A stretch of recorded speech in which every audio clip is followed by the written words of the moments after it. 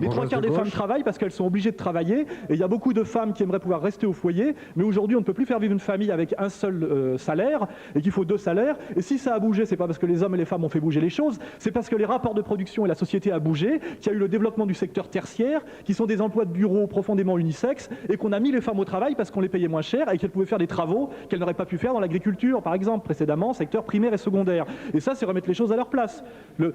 Homme-femme, c'est un mensonge. Dans les rapports sociaux, il y a les riches et les pauvres. La société se féminise ?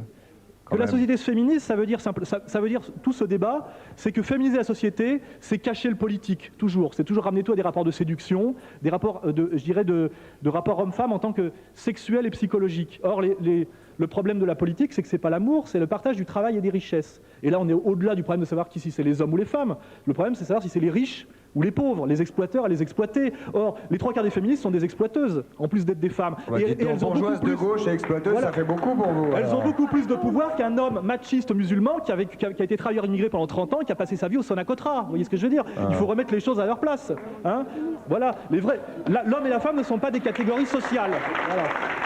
Ce sont des catégories psychologiques et affectives. Et le pourquoi politique... vous dites ça ? J'avais pas le sentiment qu'on mettait les hommes et les femmes. Parce qu'on dit vous les hommes, nous les femmes, etc. En fait, on voit que les témoignages de femmes riches, la dame dit qu'elle a jamais fait la vaisselle parce qu'une bourgeoise ne fait pas la vaisselle. C'est une arrogance de classe, c'est tout. Bien sûr. Et quant à monsieur Gordeau, il dit que les jeunes filles veulent pas faire la vaisselle. Moi, je répondrais, c'est évident, c'est que quand on a un peu de pouvoir parce qu'on n'est pas paradis, qu'on a un peu d'argent, on se fait des filles plus jeunes, et une fille de 20 ans ne va pas avec un mec de 50 ans pour faire la vaisselle. Hein, c'est une logique.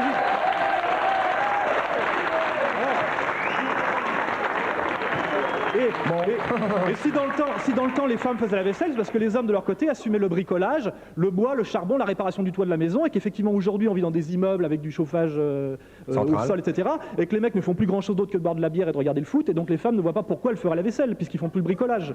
Mais dans le temps il y avait quand même une réciprocité, un couple c'était une petite unité de production, et c'était une petite PME dans laquelle la femme avait beaucoup de pouvoir. Et aujourd'hui, il y a beaucoup de femmes qui avant servaient la soupe à leurs enfants et qui aujourd'hui servent la soupe au patron, qui n'est même pas leur mari. Voilà.